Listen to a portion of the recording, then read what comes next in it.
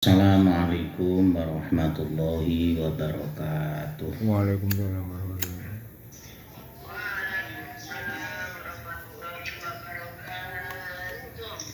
A'udzu billahi minasyaitonir rajim. Bismillahirrahmanirrahim. Qul ja'al haqqu wa zaqal batil innal batila kana zahuqa. Qala mu'allif rahimallah. Bismillahirrahmanirrahim. As-salisu al-imsaku an isoli syai'in ilal jawfi amdan ma'adzikris shaum.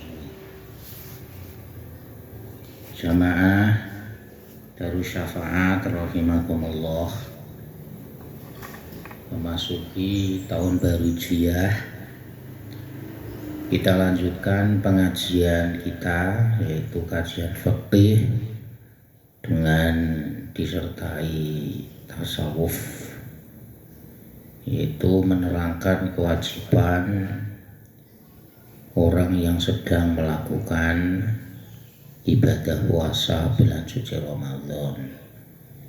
Kalau kemarin yang pertama, wajib kita masuk di bulan suci Ramadan baik melalui ru'yah, melalui perhubungan hisab. Kalau sekarang yang mudah ya kita ikut pemerintah.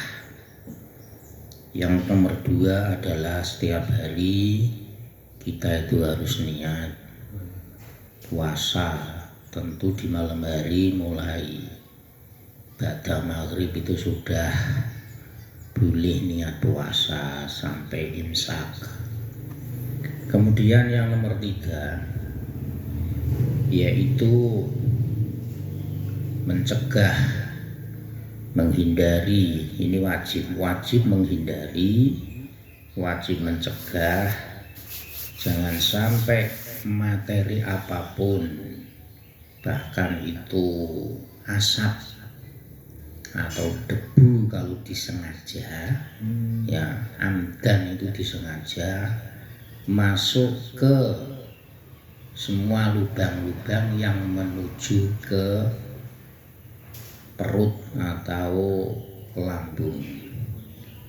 Jadi memasukkan materi apapun di sini, contohnya ya lewat mulut, lewat telinga, lewat kemaluan depan maupun belakang, itu semuanya hukumnya adalah membatalkan puasa.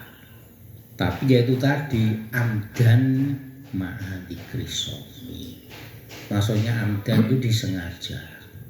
Dia ingat bahwa dia itu lagi puasa, kok dengan sengaja menelan atau sengaja makan, sengaja minum, menelan apa saja, ini hukumnya membatalkan puasa. Berbeda kalau lupa. Namanya lupa kan tidak ingat kalau sedang puasa. Kalau ingat puasa, sedang melakukan puasa, dengan sengaja memasukkan materi apapun lewat mulut, lewat kemaluan kita, lewat telinga, itu menembus ke perut, maka hukumnya membatalkan puasa. Fayafsudu shaumuhu bil akli wasyurbi wassauti wal huknati. Maka puasa menjadi batal karena makan, karena minum, dan karena pengobatan senggeruk. Senggeruk itu berarti kalau di sini itu mungkin itu apa ya namanya ya, agar supaya suaranya baik lewat hidung itu loh, namanya apa? Itu namanya senggeruk saut. Sebenarnya pengobatan lewat dihirup melalui hidung, itu hukumnya membatalkan puasa. Wala yafsudu bis fasdi wal hijamati wal iktihali wa idkhalil maili fil udhuni wal ihlili. Jadi kalau di sini nanti kita bisa lihat ini. Wa ma yasilu biwaili qasdin min hubari toriki audubabatin tasbiku ila jawfihi. Puasa tidak menjadi batal sebab cantuk. Jadi kalau fasdi itu cantuk tapi lewat jarum. Bahasanya Jawa itu fasdi itu cantuk cutak. Jadi di apa ya istilahnya? Disedot melalui jarum. Jadi kalau kita itu cantuk, kalau sekarang itu namanya bekam. Oh, bekam ya.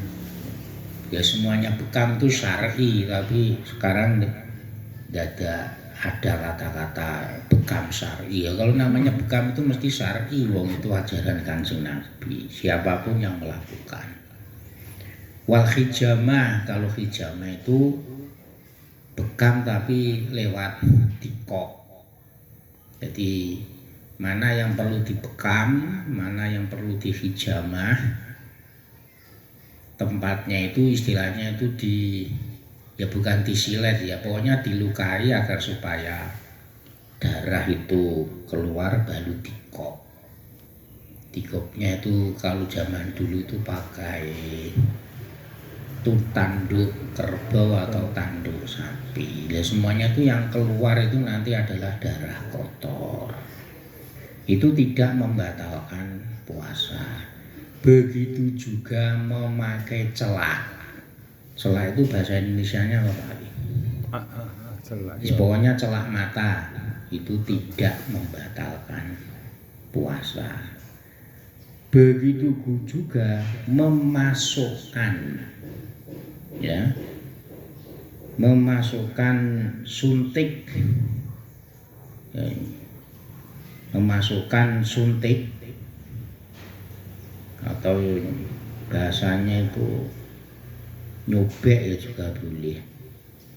Fil uduni, jadi kuping ini, telinga ini loh, telinga ini mau dimasukkan apa ya? Misalkan kita itu mau pakai tindik, ya ini kan perempuan itu kan memakai anting-anting, Iya. itu kan mesti dilukai. Lah ini tidak membatalkan puasa. Begitu juga memasukkan apa itu namanya jarum pada ihlil. Ihlil itu kalau wanita itu ya istilahnya tuh pentil payudara. Itu misalkan ada luka itu sengaja dilukai atau juga suntik, itu tidak membatalkan puasa.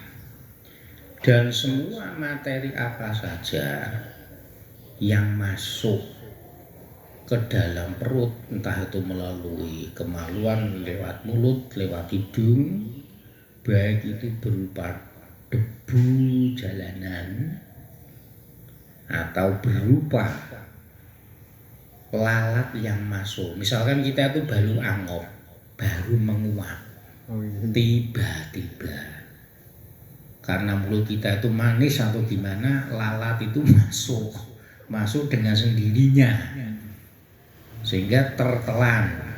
Nah ini kan masuk ke batni, ke perut. Nah ini tidak membatalkan puasa ya. Tapi kalau lalat masuk ke teh kita, ke kopi kita, kemudian kita telan, lah ini namanya membatalkan karena itu disengaja.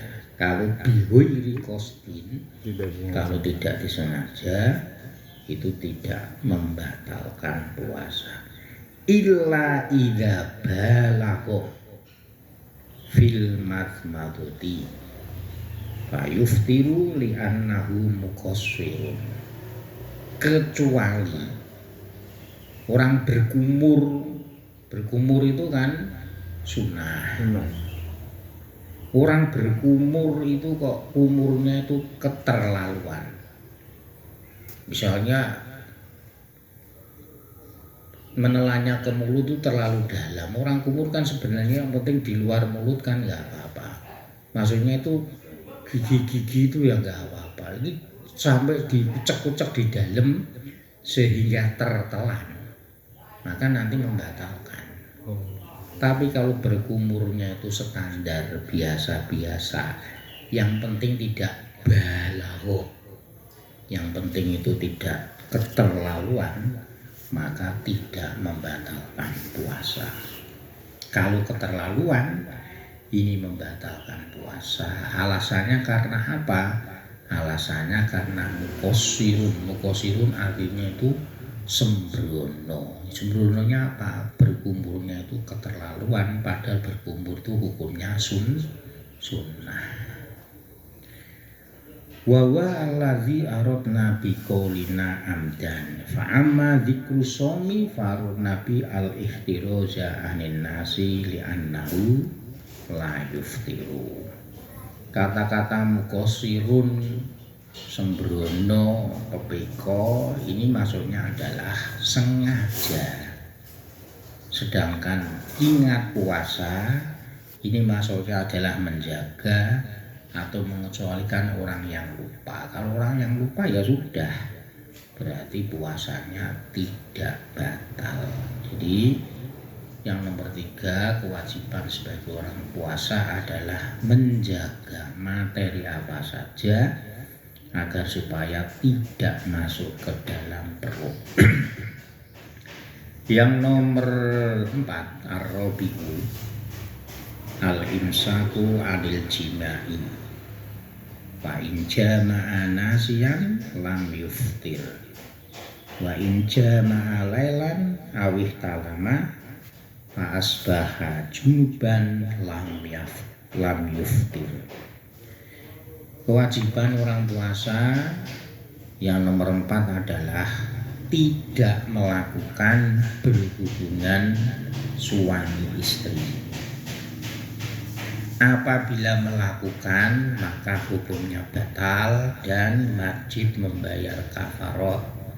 Kafarotnya yaitu puasa 2 bulan berturut-turut, atau kalau tidak mampu membayar 60 orang miskin. Setiap harinya itu 6 on kali 60 berapa itu? Nah, tapi kalau melakukan hubungan suami istri karena lupa bahwa hari ini adalah bulan Ramadan, ya maka tidak membatalkan. Wong namanya lupa, sing penting ora ngelali-lali. Nah, kalau berhubungan suami istri itu di malam hari, yaitu antara setelah maghrib sampai insya, maka di situ tidak membatalkan puasa. Ataupun di malam harinya itu mimpi apa saja, akhirnya itu keluar sperma, itu pun juga tidak membatalkan. Status dia itu hanya junuban. Misalkan mandinya itu setelah subuh, sebelum melakukan sholat subuh, setelah imsak, itu tidak membatalkan puasa. Ini, jadi boleh orang puasa itu berhubungan suami istri di malam hari. Malam itu maksudnya sebelum imsak. Kalau setelah imsak atau waktu subuh, nanti itu membatalkan puasa. Yang nomor 5, kewajiban orang yang puasa al-imsaku anil istimna'i, yaitu menghindari atau tidak melakukan istimna. Istimna itu bahasa umumnya adalah onani. Istimna itu apa? Wa huwa ikhrajul mani qasdan bijima'in au biwairi jima'in. Istimna atau onani yaitu mengeluarkan sperma atau mani dengan sengaja baik melalui jima itu berhubungan suami istri atau tanpa jima, mungkin dengan tangan kita atau dengan apa sajalah, sehingga keluar sperma, maka seperti itu yuftiru akan membatalkan puasa. Jadi sekali lagi, mengeluarkan air mani istimna atau onani dengan sengaja, baik melalui jima ataupun melalui yang lain, maka itu membatalkan puasa. Wala yuftiru bikublati zaujatihi wala bimudo jahatihi malam yangzil. Dan puasa ini tidak menjadi batal sebab mencium istrinya atau merangkul istrinya selama tidak keluar mani atau keluar sperma. Jadi karena kita sayang sama istri, di siang hari ketika puasa mencium istri atau memeluk istri itu tidak membatalkan puasa selama tidak keluar mani atau sperma. Tapi kalau mencium istri, merangkul istri, memeluk istri, timbul syahwat akhirnya keluar, ya ini membatalkan.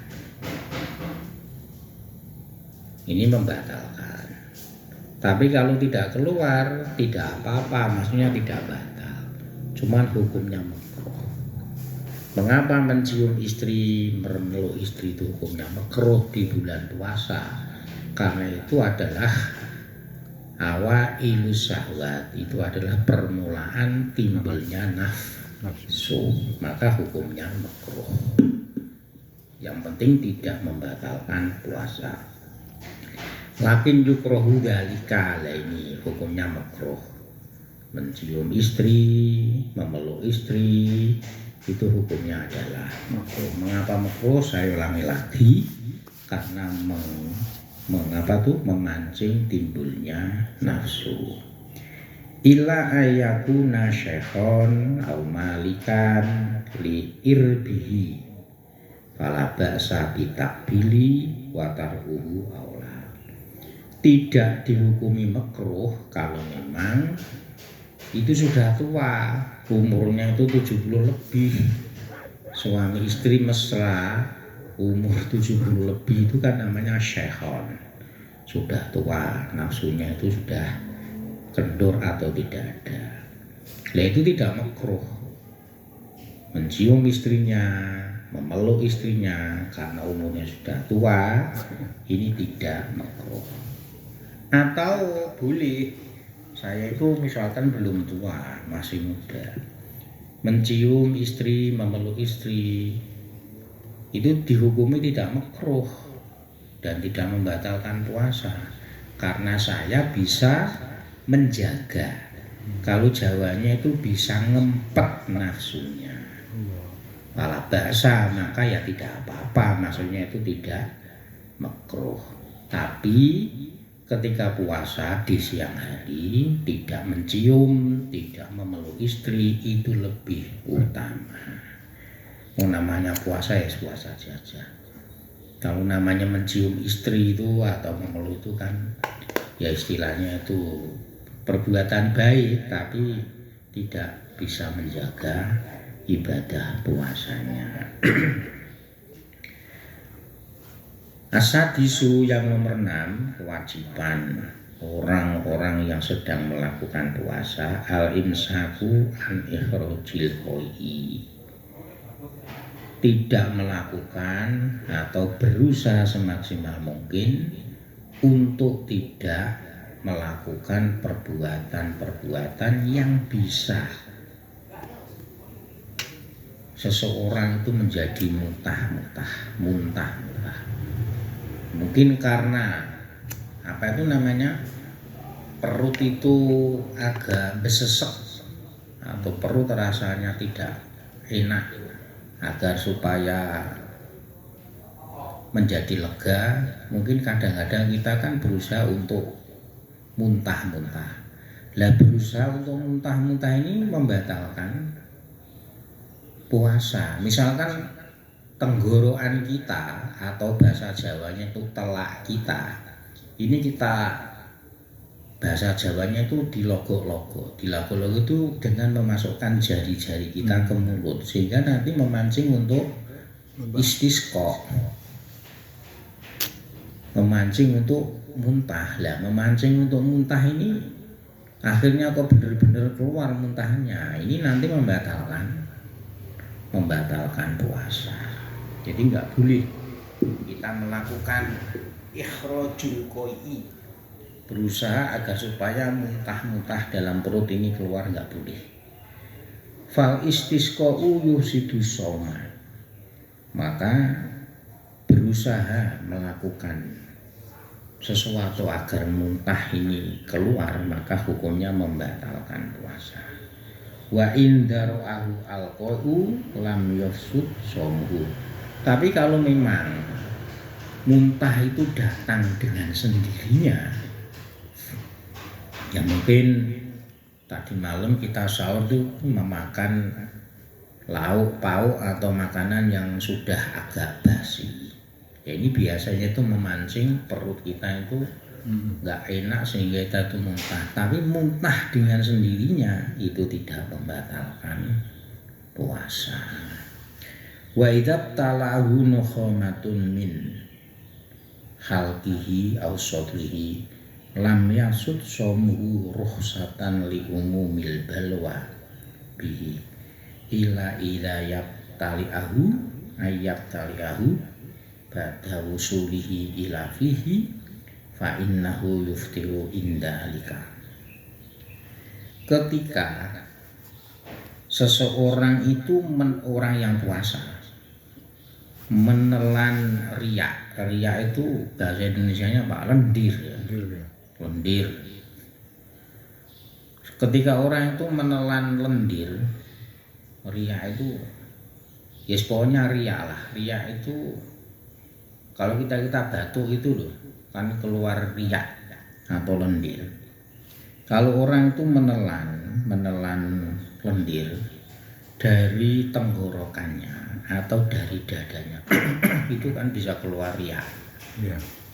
Maka di situ tidak membatalkan puasa. Jadi beda antara muntah-muntah dan riak nukhamah. Jadi kalau muntah-muntah itu dari perut, dari wajah, dari lambung, perut. Tapi kalau riak itu dari tenggorokan atau dari dada. Makanya kalau misalnya kita diam sehingga lendir kita itu keluar, lalu kita telan lagi kembali, itu tidak membatalkan puasa. Mengapa demikian? Li rukhsatan li umumil bawa. Karena hal semacam itu adalah sesuatu yang sering terjadi, maka di situ dirukhsahkan. Dirukhsahkan itu apa? Diringankan. Berbeda kalau muntah-muntah kan orang itu tidak mesti. Ya karena mabuk perjalanan atau karena baru menelan makan makanan basi. Ini kalau muntah-muntah kan tidak biasa atau kadang-kadang. Tapi kalau namanya riak atau lendir, itu setiap hari kita itu mesti terjadi. Mungkin agak flu, nanti riaknya atau lendirnya itu mudah keluar. Nah ini misalkan kita itu tadi menelan, ya kita akan mengeluarkan riak, kemudian kita telan lagi, ya rasanya asin, agak asin. Hal semacam itu tidak membatalkan puasa gitu loh. Orang sering merokok kan kotorannya itu banyak, riaknya itu banyak. Kita keluarkan dari dada atau dari tenggorokan, kemudian kita tidak keluarkan mulut tapi kita telan lagi, itu hukumnya tidak membatalkan puasa. Jadi rukhsatan li umuril balwabi itu diringankan, dalam arti itu tidak membatalkan puasa karena hal semacam itu tuh menjadi keumuman balwa yang sering terjadi. ila ayat tali'ahu ba'da wusu ila fihi fa innahu yuftiru indalika, kecuali orang itu menelan apa itu namanya, menelan nukhomah, menelan riak, di mana riak ini sebenarnya sudah ada di dalam mulutnya, ya maka hal semacam itu akan membatalkan puasa. Yang nomor 6 asadisu al-inse. Oh sini sudah ya? Sudah. Bismillahirrahmanirrahim. Amma lawazimul iftar fa arba'atun al-qadhu wal kafaratu wal fidyatu wa imsaku baqiyatin nahari tasyabuhan bisolimina. Sedangkan hal-hal ya misalkan kita itu membatalkan puasa, jadi kalau kita itu iftar itu maksudnya membatalkan puasa, itu nanti itu membatalkannya itu karena apa? Nah ini ada kewajiban orang yang membatalkan puasa itu kewajibannya satu, yaitu mengqodoi. Jadi orang tidak puasa dalam arti membatalkan puasa itu nanti sanksinya atau kewajibannya itu macam-macam, yaitu ada 4. Nomor 1 mengqodoi, nomor 2 bayar kafarot, nomor 3 bayar fidyah, nomor 4 menjaga tidak makan dan tidak minum selama sehari penuh seperti orang yang puasa, tapi puasanya batal. Nanti keterangannya di belakang. Cuman yang nomor 4 ini orang batal puasanya tapi wajib tidak makan dan tidak minum seperti orang biasa selama sehari penuh. Ini karena apa? Ini ada 4. Saya ulangi lagi, orang tidak puasa atau batal puasanya ini punya kewajiban 1 qodho, nomor 2 bayar kafarot, nomor 3 bayar fidyah, nomor 4 yaitu puasanya tidak sah tapi tetap wajib menjaga makan dan minum. Ini apa saja nanti. Nomor 1 amal qodoi fawujudu amun ala kulli muslimin mukallafin taroka soma biudrin atau biwiri udrin. Orang yang tidak puasa nomor 1 wajib mengqodhoinya. Mengqodhoi ya nanti setelah bulan Syawal dan seterusnya. Ini secara umum ini adalah bagi setiap orang Islam yang mukallaf, di mana dia tidak atau meninggalkan puasa dengan udzur ataupun tidak dengan udzur. Nah, dengan tidak udzur ya berarti sengaja tidak puasa. Karena pengin koncone ngerokok, karena awan-awan jane ya kuat poso, tapi kepingin ngombe es teh banget mergo koncone ora poso. Nah, ini namanya tidak ada udzur. Nah, siapa saja, jadi dengan udzur maupun tidak dengan udzur, ini siapa saja. Fal khaidu, nomor 1 orang haid, takdi soma wakada al murtad. Makanya orang haid itu tidak boleh puasa, dalam arti iftar wajib tidak puasa, maka kewajiban dia adalah mengqodhoinya. Begitu juga orang murtad. Orang murtad, ya. kalau selama 2 tahun ya berarti dia mengqodho itu 60 hari karena 2 tahun. Kalau hanya setahun ya berarti mengqodhoi 30 atau 29 hari, tinggal puasanya itu umurnya berapa hari. Ya. Kalau murtadnya itu sampai 5 tahun ya berarti 30 hari dikalikan 5 kali mengqodhoi. Amal kafiru wasobiyu wal majnunu fala qada'a alaihim. Sedangkan orang kafir, orang kafir itu tidak murtad, memang kafir. Anak kecil, orang gila, maka itu tidak perlu mengqadai. Wong kecil belum mukallaf kan belum wajib puasa, maka tidak wajib mengqadai ketika sudah baligh. Orang kafir kok mu'alaf umur 40, umur 50 atau bahkan 60 baru mu'alaf, maka selama ya sekarang umur 15 tahun sampai umur 50 atau 40 dia tidak wajib mengqadai puasanya karena mengenal Islam, masuk Islam itu baru umur 50 misalkan. Begitu juga orang yang gila. Orang gilanya tuh orang gila itu kan macam-macam. Ada yang tahunan, ada yang bulanan. Lah ini gilanya itu selama 1 bulan puasa, enggak puasa ya nanti puasanya tidak perlu mengqadai, wong namanya gila. Waktu itu kan tidak mukallaf. Orang tidak mukallaf kan berarti tidak wajib melakukan puasa. Wala yushtaratu at-tatabu fi qada'i ramadhana walakin yaqdi kaifa syaa mutafarriqan wa majmu'an. Ketika ada orang tidak puasa dan wajib mengqadai puasa, mengqadainya itu tidak disyaratkan terus menerus. Maksudnya ketika Pak Ali ini misalkan waktu Ramadan tidak puasa seminggu berarti 7 hari toh. Yeah. Maka nanti di bulan Syawal atau seterusnya Pak Ali mengqadai itu tidak harus 7 hari terus menerus. Boleh mengqadainya itu terpisah dan boleh 7 hari terus menerus. Jadi misalkan di bulan Syawal niat qadha hanya 7 hanya 2 hari ya monggo, berarti itu yang tersaur berarti 2 hari. Nanti di bulan Dzulqa'dah 3 hari misalkan ya nggak apa-apa, berarti sudah 5 hari.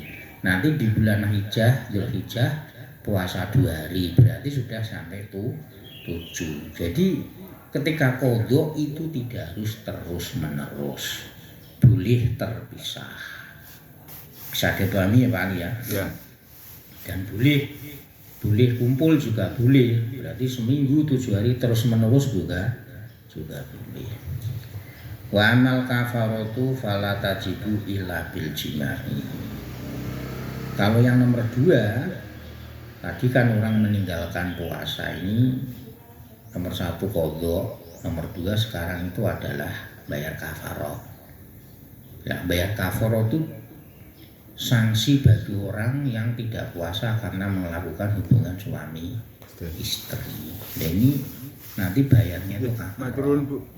Biasanya bayar kafarot yaitu puasa selama 60 hari berturut-turut. Kalau nanti tidak mampu, ya dia itu memberi makan orang fakir miskin, 1 orang itu 6 on. 6 on kali 60 itu berarti berapa kilo? Wa ma adahu la tajibi kafaratun. Sedangkan apa itu namanya? Orang tidak melakukan puasa selain jima, orang kafir, anak kecil atau majnun gila. Selain itu ya misalkan apa? Misalkan musafir ini Pak Ali. Pak Ali kan pergi. Ya. Atau memang membatalkan nih. Atau orang sakit ketika Ramadan sakit tapi Syawal nanti sembuh. Nah, ini tidak perlu bayar kafarot. Kewajibannya itu hanya mengqadai. Wal kafaratu itqu raqabatin. Fa in usira asomu syahrini mutatabi'aini. Wa in ajaya fa it amisiti namiskan mudan. Yang namanya bayar kafarot yaitu ketika puasa Ramadan berhubungan suami istri di siang hari. Pertama kali runtutannya bayar kafarot itu adalah memerdekakan, membebaskan budak. Sekarang nggak ada. Itu mahal sekali itu namanya bebas. Kalau sekarang itu ya miliaran. Tapi kalau tidak mampu, ya puasa 60 hari. Istilahnya itu 2 bulan berturut-turut. Bila tidak mampu, ya mungkin godanya akeh. Kata mutatabi'ah ini kan harus 2 bulan berturut-turut, tidak boleh. Sudah melakukan puasa 50 hari, ternyata 1 hari menjelang 51 batal, ya nanti ulangi dari awal. Ini namanya tidak mampu. Kalau tidak mampu, ya memberikan makan orang fakir miskin. Setiap orang itu adalah 1 mud. 1 mud itu kalau 6 on berarti dikalikan 60, ya kira-kira itu 30 berapa itu? 36 kilo. Kafarotnya itu seperti itu. Memang urut-urutannya kalau mampu ya memerdekakan hamba, kalau tidak mampu puasa 2 bulan berturut-turut, kalau tidak mampu lagi yaitu memberikan beras sebanyak 36 kilo. Ini bayar kafarot itu seperti itu. Wa amma imsaku baqiyatin nahari fayajibu alaman aso bil fitri au qassara fi. Sedangkan wajib tidak makan dan tidak minum, tidak berhubungan suami istri, tapi puasanya tetap batal, puasanya tetap dikodoi, yaitu orang yang sembrono membatalkan puasanya. Apa yaitu? Ya mungkin kepingin itu tadi, siang hari panas kepingin ngombe es teh. Ya ini batalnya itu kan tidak ada udzur, tidak ada sesuatu yang wajib atau yang sunnah atau bahkan diperbolehkan membatalkan puasa. Pokoknya tuh pengen ketemu konco-konco di siang hari, konco-konco enggak puasa, seneng ngerokok, ya tiba-tiba pengen ngerokok. Ini puasanya batal. Kalau ada orang seperti ini, maka dia seterusnya itu nanti adalah puasanya batal tapi wajib. Dia itu tidak makan, tidak minum. Ya karena perbuatan sembrono itu tadi. Al-qassara fihi sembrono. Wa yajibu al-imsaku idza syahida bil hilali adlun wahidun yauma syaki. Wajib bagi orang untuk tidak makan dan tidak minum alias puasa ketika ada orang itu melihat tanggal 1 atau melihat hilal, bulan hilal.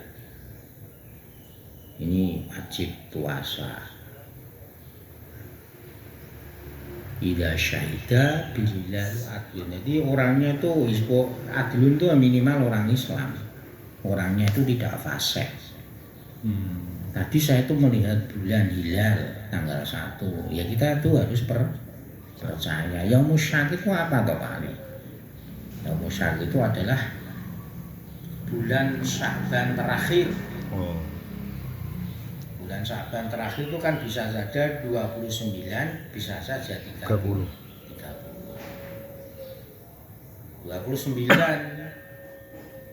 mau menjelang maghrib ada orang melihat. Nah ini maka kita harus percaya, maka malamnya itu kita wajib niat puasa, tidak boleh makan, tidak boleh minum.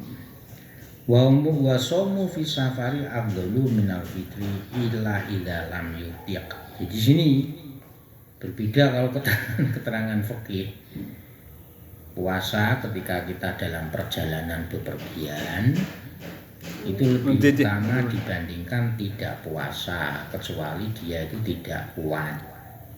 Cuman tuh orang pergi itu boleh tidak puasa, tapi tetap wajib qodoi asalkan perginya itu bukan pergi karena maksiat.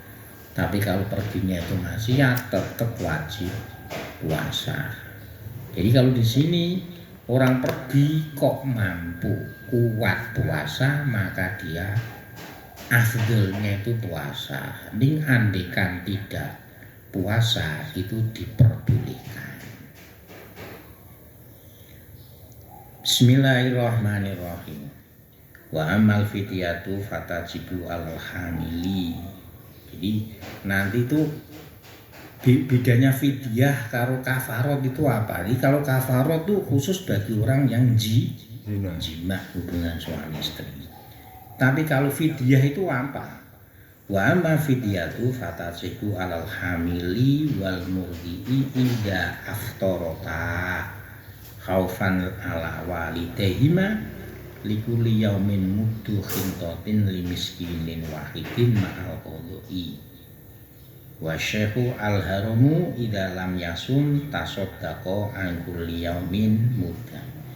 Kalau bayar fidyah, ya, bayar fidyah itu wajib bagi orang hamil atau wanita yang menyusui. Ketika dia tidak puasa itu mengkhawatirkan kedua anaknya yang disusui atau yang dikandung. Ini fidyah. Jadi saya ulang lagi, beda kafarot dengan fidyah. Yang diberikan itu sama. Kalau kafarot itu kan khusus orang yang jima, berarti 30 hari, ya 60 hari dikalikan 6 on. Tapi kalau fidyah ini untuk orang hamil dan orang yang menyusui. Hamil kan berarti itu mengandung si jabang bayi. Dan orang yang menyusui berarti yang menyusui bayinya. Kalau dia itu tidak puasa untuk menjaga kesehatannya dia sendiri, maka tidak perlu bayar fidyah dan boleh puasa. Tapi kalau mengkhawatirkan jabal bayi yang dikandung atau si bayi yang baru disusui, orang puasa kan hasil susunya itu kan berkurang. Jadi pengaruh pada kesehatan si bayi. Maka kalau demikian dia tetap wajib puasa. Tapi setiap hari itu memberi makan orang fakir miskin atau memberi beras sebanyak 6 on. Ya tinggal berapa hari dia itu mau melakukan. Kalau cuman hanya seminggu ya nanti dia mengqadha puasa seminggu dan bayar fidyah 1 minggu. Ini kalau mengkhawatirkan anaknya. Tapi dia puasa mengkhawatirkan dirinya, tidak mengkhawatirkan bayinya. Ya karena menyusui mungkin badannya nanti menjadi kurus atau menjadi kurang sehat. Maka dia boleh tidak puasa. Cuman kewajibannya itu hanya mengqadhoi. Tapi kalau orang hamil dan orang mengandung ini khawatir kepada si bayinya, maka 1 wajib mengqadhoi, nomor 2 wajib bayar fidyah. Setiap hari 6 on beras. Sedangkan kalau orang yang sudah tua, itu kan berarti orang yang tidak mampu, tidak kuat untuk puasa. Atau orang pikun. Wasyekhu al-haramu, orang tua yang banget tua nih, ya sekarang itu mungkin umur 90 lebih atau 80 tahun lebih. Ketika dia tidak melakukan puasa, maka dia wajib setiap hari memberi 1 mud beras, berarti 6 on beras.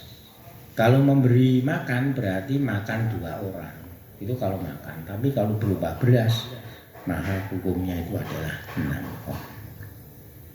Demikian, semoga bisa dimengerti dan bisa dipahami. Amin, amin, amin, amin. Kalau belum paham nanti kita bisa dalam sesi tanya jawab. Al-Fatihah. Amin.